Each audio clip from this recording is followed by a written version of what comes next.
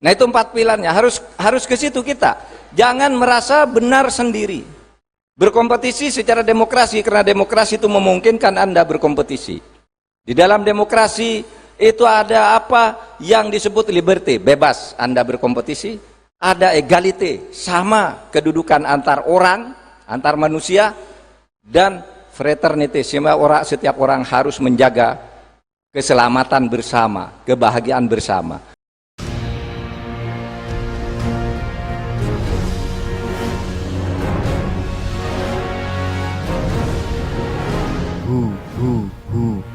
Allah. Saudara, akhirnya keseluruhan dari pandangan yang singkat tadi itu dijelmakan di dalam 4 pilar kebangsaan. Ini yang dipakai. Tetapi 4 pilar kebangsaan itu secara hukum salah. Ini secara sosial politik saja. Secara hukum Pancasila itu bukan pilar, sudah dibatalkan oleh putusan Mahkamah Konstitusi nomor 100, tidak boleh menjadikan Pancasila itu pilar karena Pancasila itu dasar. Yang pilar itu Bhinneka Tunggal Ika, NKRI, Undang-Undang Dasar, bahasa bahasa Indonesia, bendera merah putih, itu pilar-pilar menurut hukum. Tapi oke, kita ambil politiknya saja. 4 pilar kebangsaan itu dengan wawasan dengan dasar cara kita memperlakukan Islam itu ada 4. 1, Pancasila sebagai dasar negara yang penuh toleran, berdasar pluralisme, kekompakan di dalam keberbedaan. Kemudian Bhinneka Tunggal Ika dan Negara Kesatuan Republik Indonesia, atau kalau diurut Pancasila, Undang-Undang Dasar 1945, NKRI, Negara Kesatuan Republik Indonesia, dan Bhinneka Tunggal Ika. Nah itu 4 pilarnya, harus ke situ kita. Jangan merasa benar sendiri. Berkompetisi secara demokrasi, karena demokrasi itu memungkinkan Anda berkompetisi. Di dalam demokrasi itu ada apa yang disebut liberty, bebas Anda berkompetisi. Ada egalite, sama kedudukan antar orang, antar manusia. Dan fraternity, setiap orang harus menjaga keselamatan bersama, kebahagiaan bersama. Sehingga di dalam kerangka ini kita bisa hidup rukun di Negara Kesatuan Republik Indonesia ini. Nah, lawan dari 4 pilar ini yang sekarang muncul itu radikalisme. Nah, ini judulnya yang dikirim ke saya, radikal. Saudara, ada orang ribut nih di ILC di mana gitu. ILC bilang, wah itu katanya pemerintah tidak tahu artinya radikal. Kenapa radikalisme dimusuhi? Radikalisme itu kan bagus.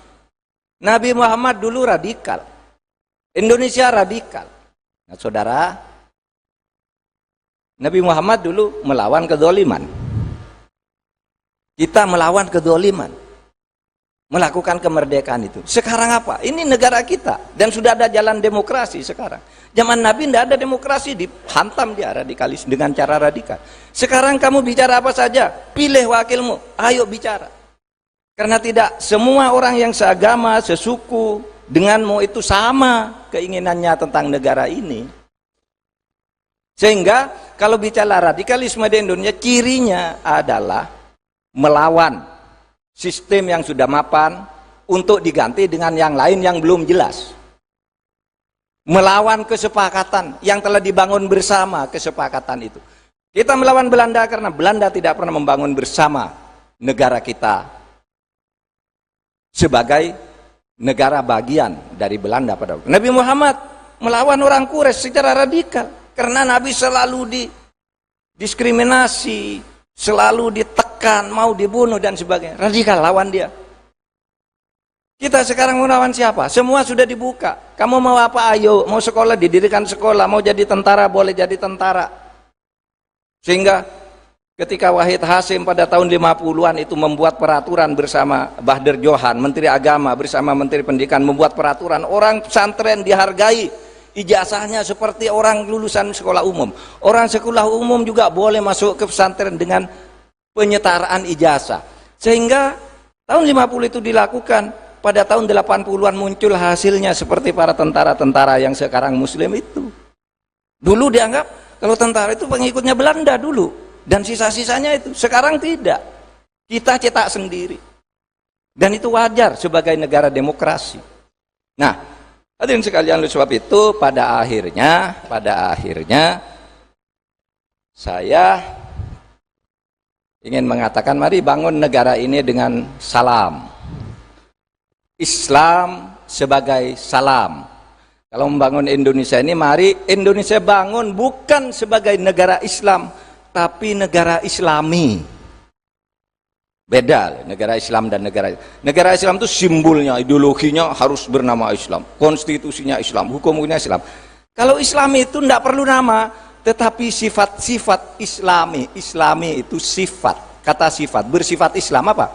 Islami itu penuh persaudaraan, pro kesejahteraan, pro keselamatan, itu Islami namanya.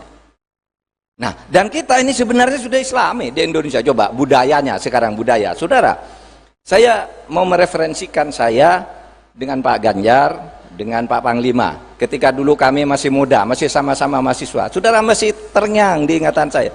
Dulu kata salam, assalamualaikum itu di dalam forum-forum resmi tidak dipakai. Coba sekarang semua orang sudah pakai assalamualaikum karena budaya.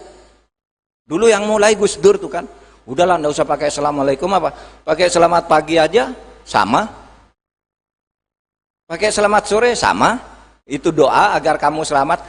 Waduh, Gus Dur diserang rame-rame sampai diadili, dikerapiak. Dan Gus Dur disuruh minta maaf, ya minta maaf. Tapi akibatnya apa? Masyarakat Indonesia kemudian ikut Gus Dur. Yang tidak Islam pun mengucapkan assalamualaikum karena budaya. Bagus kan cara dakwah begitu? Bukan paksaan. Ketika ditanya, saya dengan Pak Ganjar itu sama-sama di DPR. Itu ada seorang Kristen Katolik, dua, hebat tuh. Satu Teras Narang, dua Pandana Baban. Saudara, kalau memulai bicara di DPR itu bilang assalamualaikum warahmatullahi wabarakatuh. Dua orang ini. Saya tanya, Anda kan orang Kristen, ngapain kau bilang assalamualaikum? Loh, kata Gus Dur itu kan ucapan selamat, doa keselamatan. Kenapa? Apa kami tidak boleh mendoakan orang selamat? Bagus kan? Bagus, itu cara berdakwah yang benar. Ya, maka saya katakan salam, salam, salam. Saudara, tiap hari kita sholat minimal 17 kali mengucapkan salam di dalam sholawat.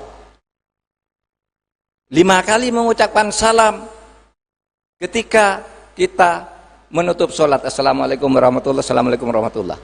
Sudah 20 kali. Sholawatnya 9 kali. Karena setiap 2 rakaat itu ditutup dengan tasyahud awal yang isinya Assalamualaikum ayyuhan nabiyyu warahmatullah. Salam. Apa itu? Damai. Damai. Sama dengan sholawat yang ditulis oleh Mahmud Al-Khusari. Mahmud Al-Khusari itu menulis sholawat tarhim yang sangat terkenal di Indonesia.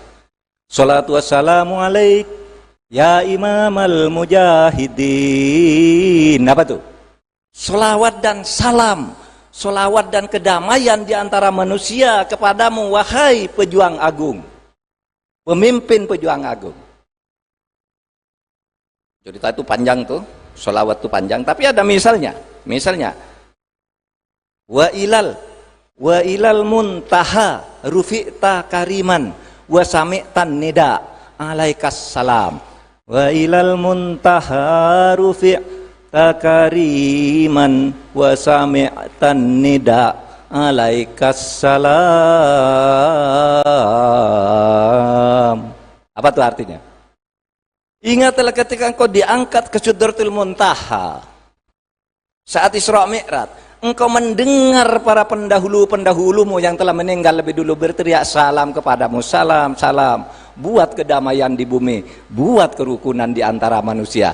Dan itu pesan Isra Mi'raj itu kita laksanakan. Nabi Muhammad laksanakan di dalam hidup bernegara. Kita mendirikan negara Indonesia dalam hidup bernegara juga. Ya, Intinya negara yang damai Indonesia itu adalah negara yang penuh salam. Baik, saya sudah 25 menit karena jam